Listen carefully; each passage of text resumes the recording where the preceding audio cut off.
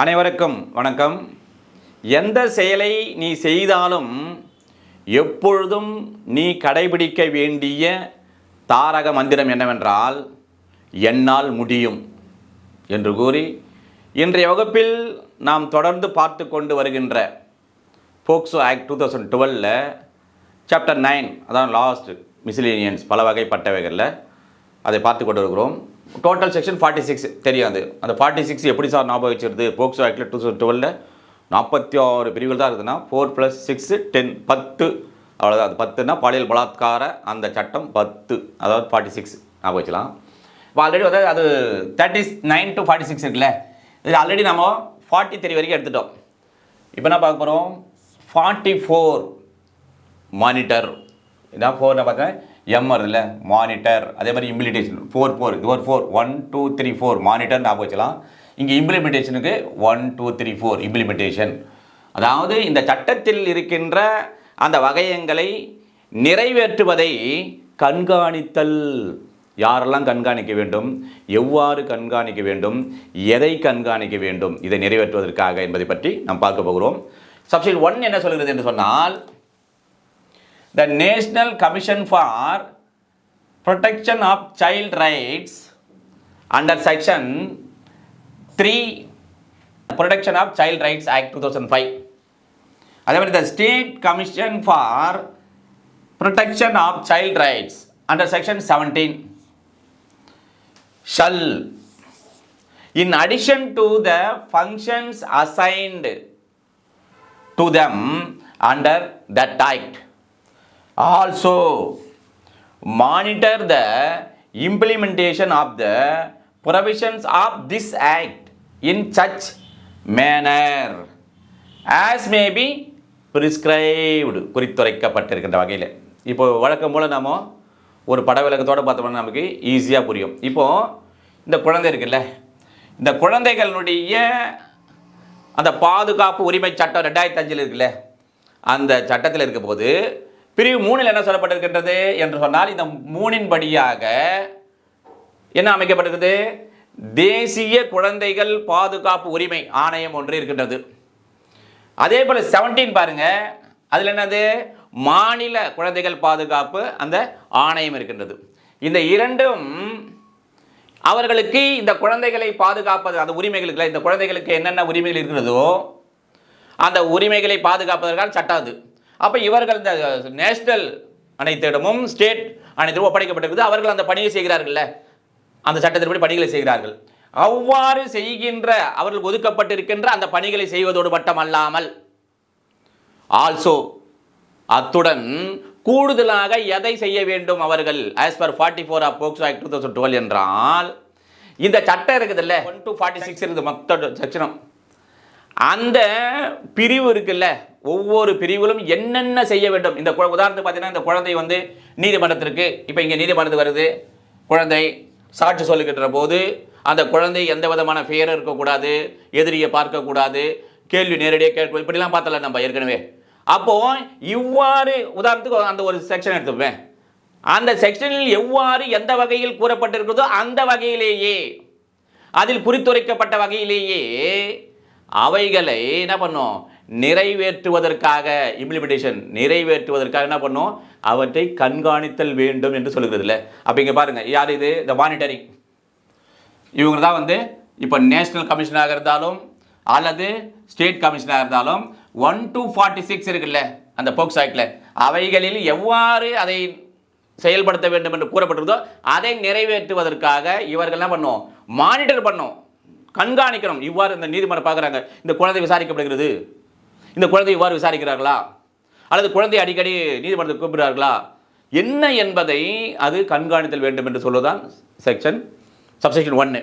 அடுத்து, எப்போவுமே செக்ஷனை படிக்கிறது முக்கியம் இல்லை, நான் படிச்சிடுவோம் நிறைய. சார் நான் இரவு பூரா படித்தேன், 4 நாளாக படித்தேன் மறுபடியும் சொல்லு, அதான் சார் தெரியல. அப்படின்னா அர்த்தம், எவ்வாறு நாம் நினைவு வைத்துக் கொள்வது என்பது ரொம்ப ரொம்ப முக்கியம். ஏதாவது போடுங்க நீங்கள், அது ரிலவெண்ட் இருக்குதோ, whether it is relevant or irrelevant, it is immaterial, ஏதோ ஒரு கற்பனை செய்யுங்க, அது உங்களுடைய மெமரியில் இருக்கும். இப்போ நான் பார்த்தீங்கன்னா, இப்போ இந்த குழந்தைகள் பாதுகாப்பு உரிமை சட்டம் 2005 படி 3 சொல்லுது.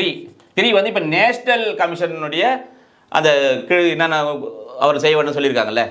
அப்போ இந்த 3 வந்து பார்த்தீங்கன்னா சின்னு இருக்குது எப்பவுமே. சின்னா சென்ட்ரல்னா நேஷனல் ஞாபகம் வச்சுக்கலாம். அதே மாதிரி என் போட்டு பாருங்கள், 1 2 3 இருக்கும், 3 இவ்வாறு நேஷனல் வச்சுக்கலாம். சரி, இப்போ இந்த ஸ்டேட்டுக்கு 17 சொல்கிறேன், அண்டர் செக்ஷன் 17 அப்படின்னா 1 + 7 8 ஸ்டேட்டு அப்படின்னு நினைவு வைத்துக் கொள்ளலாம். இப்போ சப்செக்ஷன் 2 என்ன சொல்கிறது என்று சொன்னால், the national commission or as the case may be the state commission referred to in subsection 1 shall, while enquiring into any matter relating to any offence under this act, have same powers as are vested in it under the Commissions for Protection of Child Rights Act 2005. இப்போ national commission அல்லது state commission இருக்காங்கல்ல, இந்த ஆணையங்கள்லாம் ரெண்டுமே இருக்குது. தேசிய ஆணையம் இல்லை மாநில ஆணையம் இருக்குது.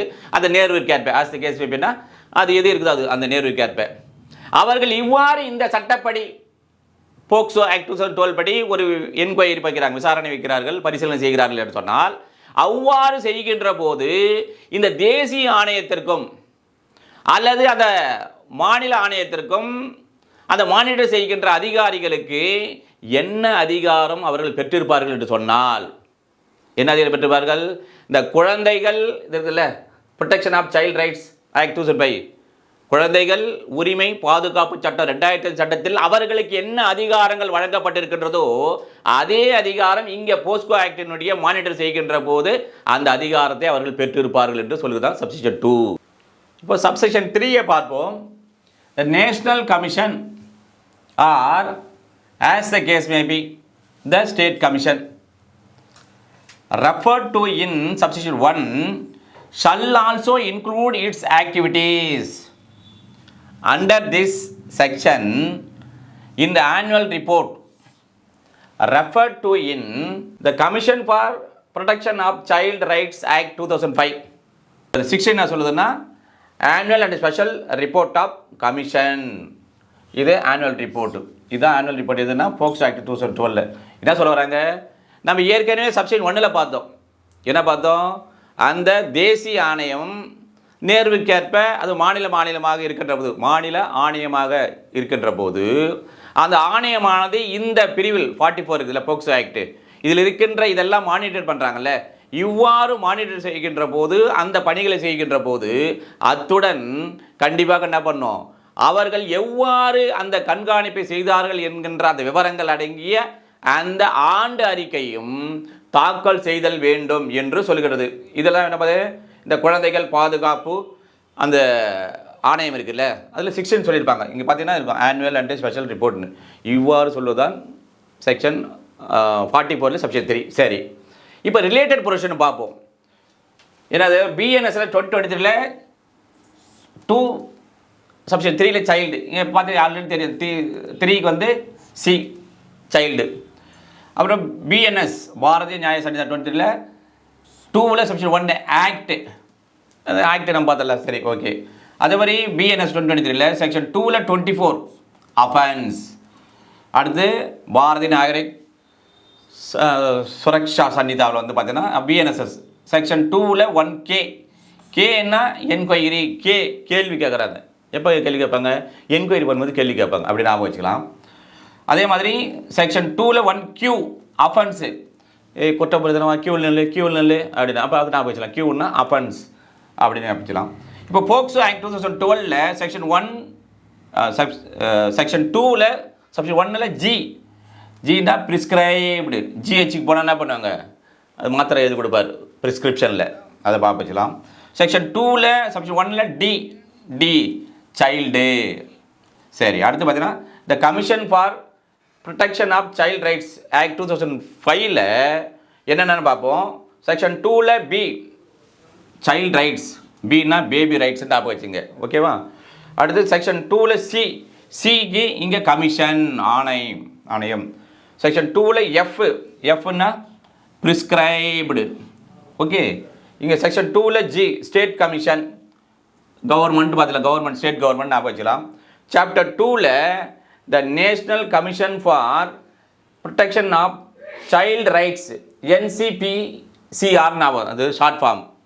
அதே மாதிரி சாப்டர் 4ல் the state commission for protection of child rights, இது வந்து SCPCR ஷார்ட் ஃபார்ம் ஞாபகம் வச்சுக்கலாம்.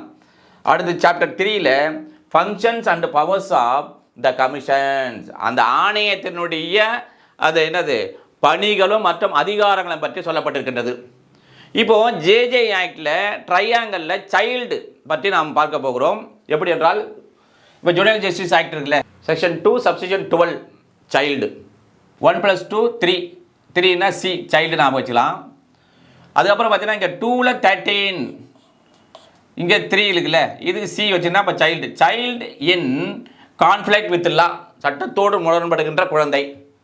அதே மாதிரி 2ல் 14 child in need of care and protection, இது அது. இப்போ இன்னொரு பார்த்தீங்கன்னா 12, 13, 14 இது எல்லாமே 2 காமனாக வந்துடும். இது ஜேஜே ஆக்டில் இந்த ட்ரையாங்கிளை ஞாபகம் வச்சுனா போதும் 3. அப்போ சிக்கு சைல்டு எங்கே இருக்குது என்பதை தெரிந்து கொள்ளலாம்.